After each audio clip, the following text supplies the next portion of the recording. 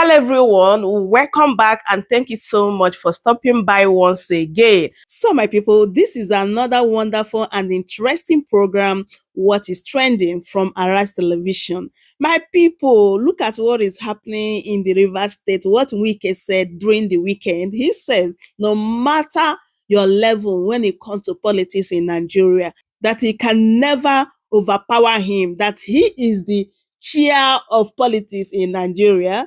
So this is the reason why Fubara, the governor of Rivers State, give it to him back to back, my people. So according to Fubara, said that he is building psychiatric hospital in the Rivers State because very soon some people will be needing it. He is indirectly referring to Wike and his group. And another interesting part in this particular video is about Rufai, what Rufai is doing in Nigeria. Rufai is not just talking, Rufai na talk and do. My people, you're going to get all the gist about what Rufai is doing in Nigeria. Honestly, like, kudos to Rufai for everything that he is doing. And also tomorrow is 1st October, which Nigerians are preparing for protests, my people. People are asking if this protest is going to take place or not. So let's listen to them and hear everything they said in this particular video. But before then, please, if today is your first time here, don't forget to subscribe for more updates. Like this video, share it as well. Thanks so much for doing so. Yeah, well, I felt like, green,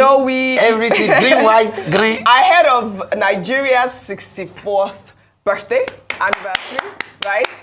Are we clapping for Nigeria? We have survived, really. Yes, so I had to do this to usher in, solidarity, usher in our 64th anniversary. Oh, yeah. Well, also there's the big story about tomorrow. There's going to be a nationwide protest tomorrow, even though the federal government have said, and the police have said that, they've warned against it. I mean, Omoyele Sowore, who is one of the organizers of this End Bad Governance protest, has said that it is going to commence tomorrow. I mean, there is going to be nationwide. The meeting point will be in Abuja.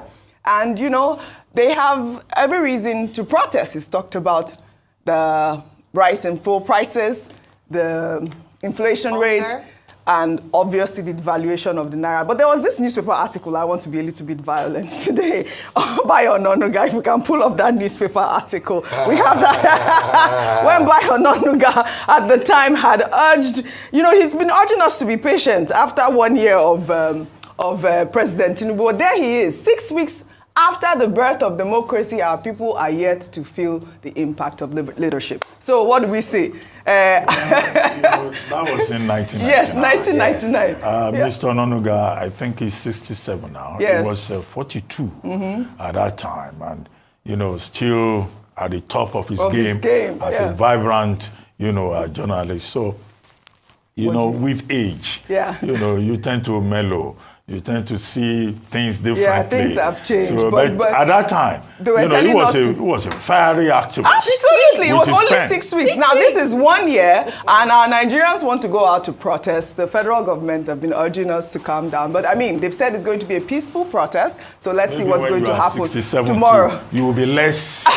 I doubt it. For life. For life. You know me now. For life. No, I don't think so. Well, I'll always be when you're already a grandma, when children see things in another way, you are likely to see it another way. And so well, all right. I mean, it's his administration now, so I'm hoping he'll remember at the time how he felt. Well, before we begin What's Trending, would like to congratulate our very own Rufai Oseni, who over the weekend hosted students from various schools to a debate on what should matter more to Nigerian leaders: regional interest versus national interest at the Oseni Center in Odogbolu, Ogun State. The event was the second annual debate at the Oseni Center since its inauguration.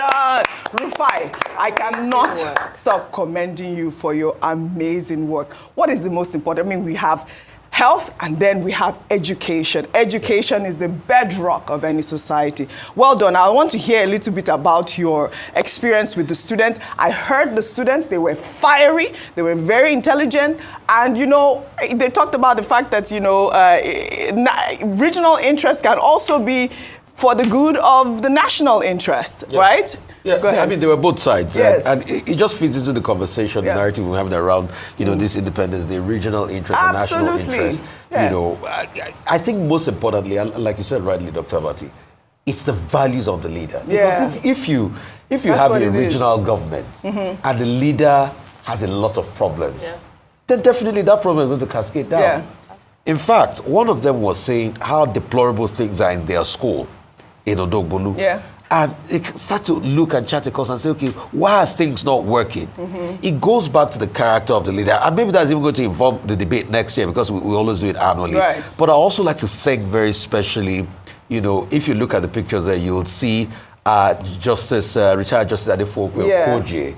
We have him. There she is. Retired Court of Appeal judge, also from Odogbolu Wow. there, and her sister, Ronke, coming to grace the occasion. The most important thing is how can we start having conversations about the future? Yes. And all of them are winners. Princefield Academy emerged winner in the end, but we had Princefield Academy, Odogbolu Grammar School. Yeah. We had Comprehensive High School, Odogbolu, and Valiant College. The four schools. But most importantly, we need to have this debate amongst our people and pretty much let them understand that we need to hold our leaders accountable. I love the reason we have the problems we have in society is because of our leaders. See, truth is, Oji. Yeah.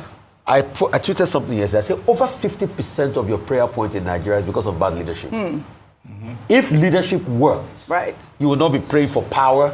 You will not be praying for things. Over 50% of your prayer point is because of bad leadership. You know what I love? The fact that you're starting them young. I mean, I love to hear that debate. It was brilliant, brilliant, brilliant. And you talked about the fact that, they said their schools are deplorable. Deplorable states. Really, in the same vein, though, a journalist, filmmaker, and social media sensation, Dan Bello, took it upon himself to renovate a classroom at a government primary school in Kano State. Bello, who has uncovered various social and political stories in Nigeria, said that more than 50,000 government primary schools in the north are dilapidated. He renovated the classroom for free so that the students can study in a conducive environment. Please, can we applaud this young man? This is what we need to do. I mean, he said he spent about 4 million naira, but we can do it as well. But 50,000 schools in northern states, it's appalling, really. And I wanted to highlight this story, especially because it's in Kano State. And it also leads me to another story where we've seen an amateur video showing hundreds of young girls sitting idle in Kano State. Let's take a look. These children are supposed to be in school. Look at it, part 2. Children that are supposed to be in school. This is Kano. This is Kano. Children, ladies, female children, young children, below the age of 10 years. Some of them are 3, 4 years. This is the children.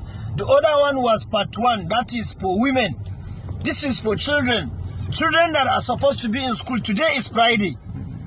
Today is Friday. All our children are in school. Look at it. Look at it. See children, they are even fighting. Look at it. They are even fighting. They are fighting. I mean, this is our country, 64 years later.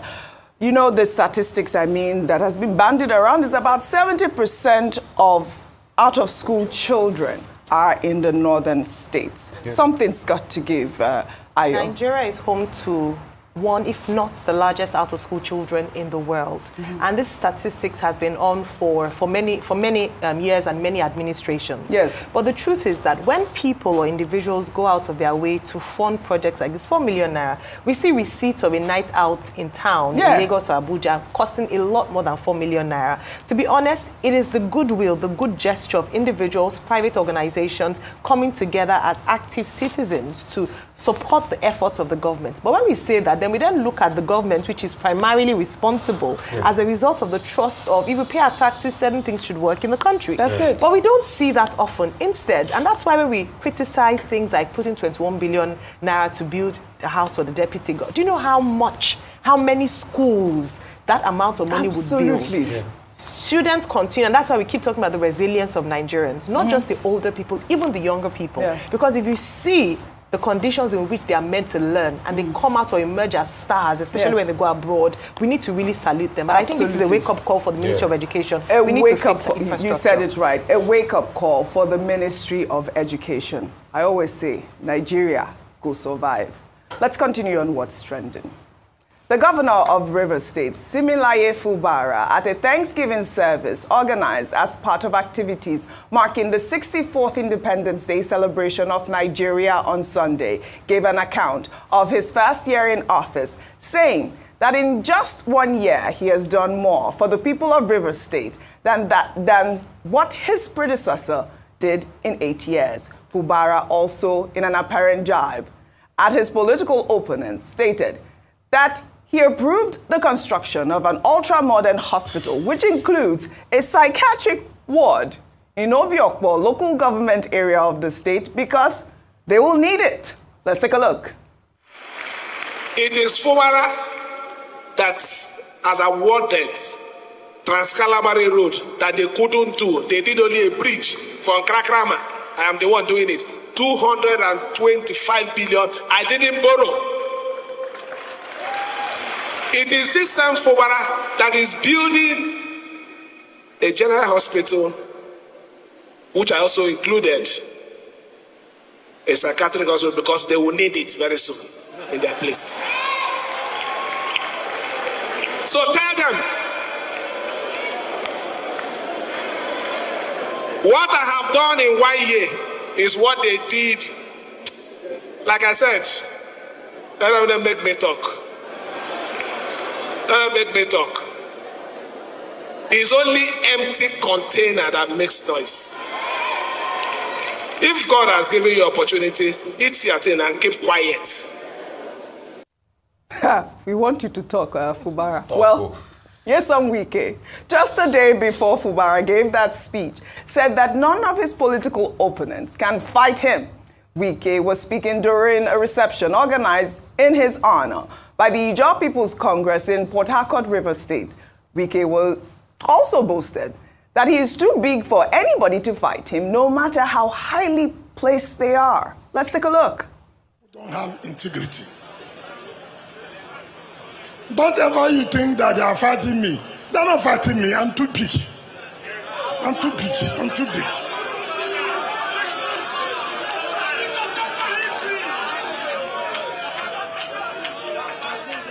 If you don't recognize somebody who is bigger than you, then you know you are sick. I'm far, far, far, far, far, far, far. All of them put together, they cannot stand it.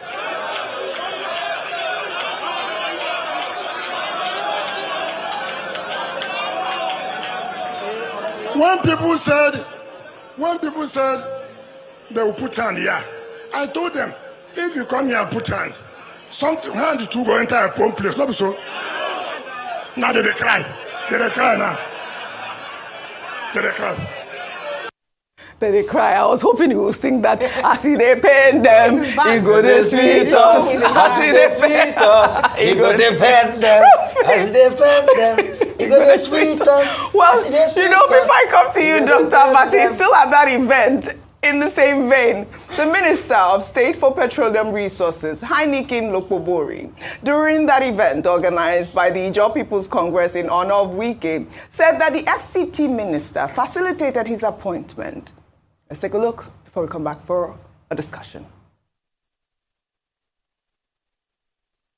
Me that is standing here today as Minister of State Petroleum Resources Oil is also made possible by NYESOM Wike.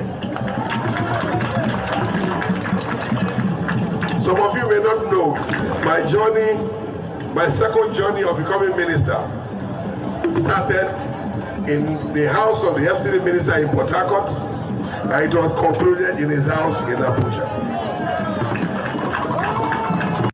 All right, Dr. Vati, the Nigerian way. Go ahead. It's very good to see Governor Fubara regaining his composure. Yeah. You know, being very confident and at every turn asserting himself. Initially, when the fight between him and Minister Wike started, he was so, you know, meek and so, you know, respectful. But now he has gained confidence. Yes. And I think that will inspire many of his supporters too.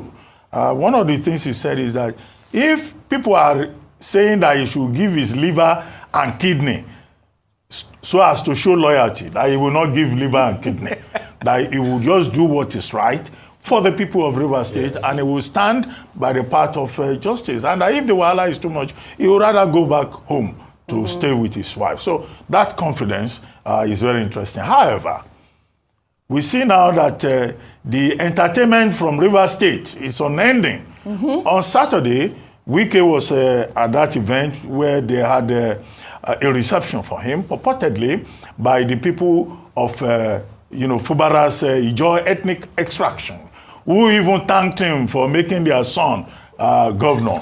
Wike also said at that event that in fact many of his projects are being claimed by Fubara, and in any case Fubara the following day had the opportunity to talk back at his former benefactor.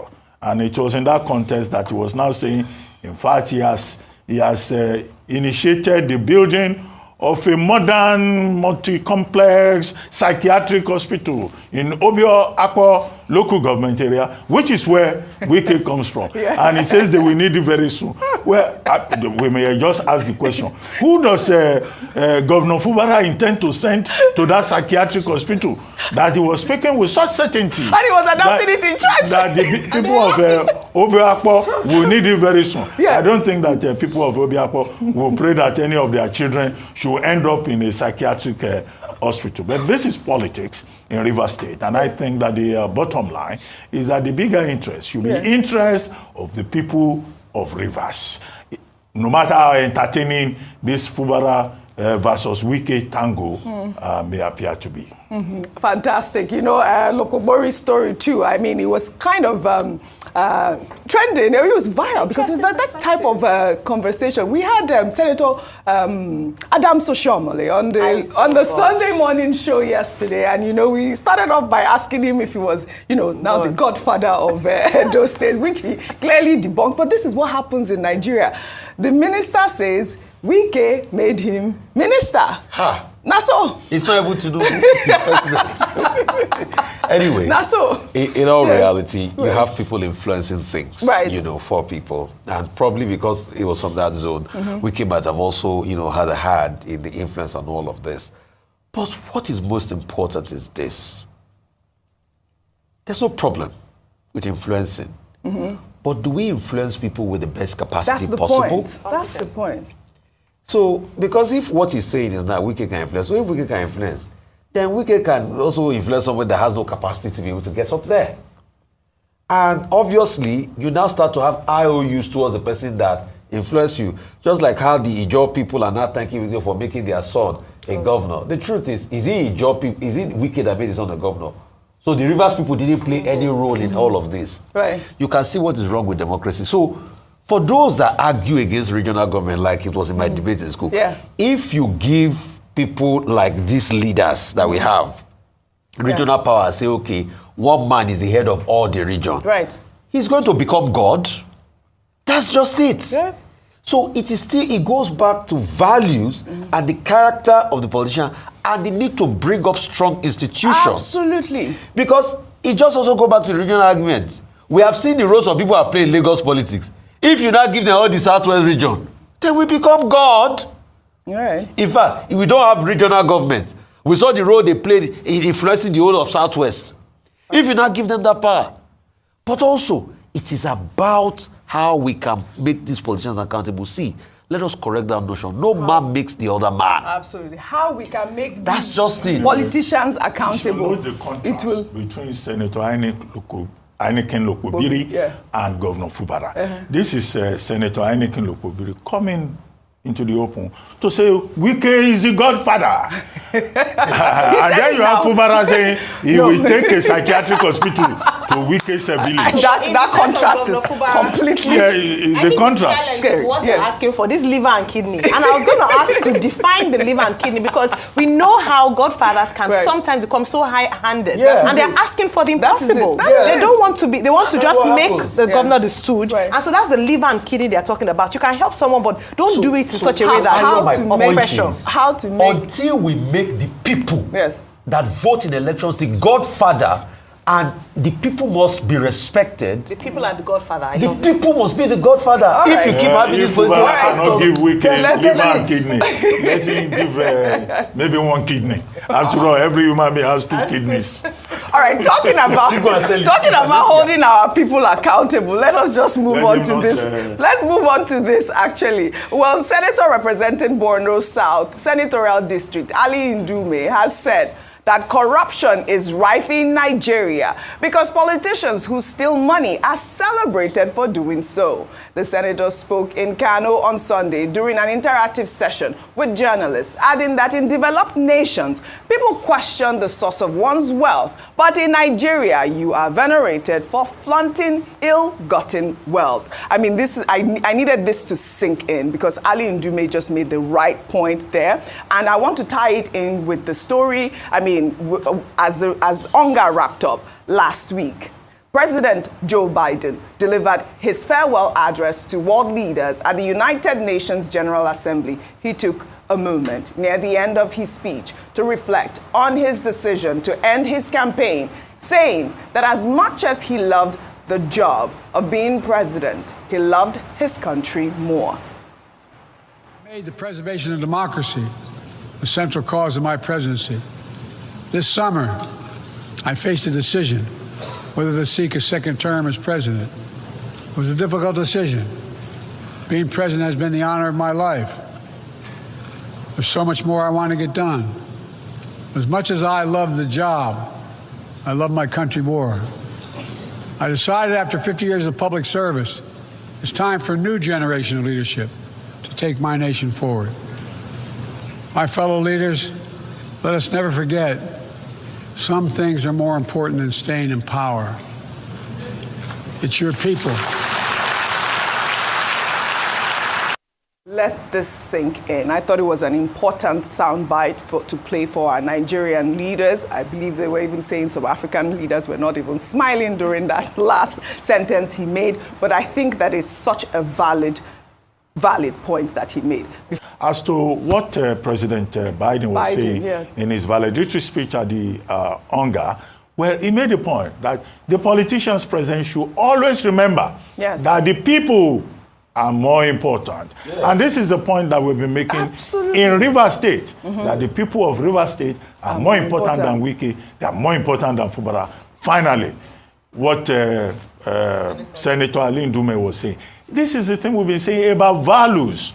Nigeria is a country where values have failed. This is a country where you will see a man in January. By June, he already has houses in Banana Island. He has a retinue of exotic cars. And nobody will ask. Even his family will say, oh, we thank God, God has favored our child. They will not ask questions. We need to rejig our value system. Young girls, young boys, they are into yahoo. Their parents no longer ask questions. Right. We need to rejig our value. Welcome to Shamra Senior Steve.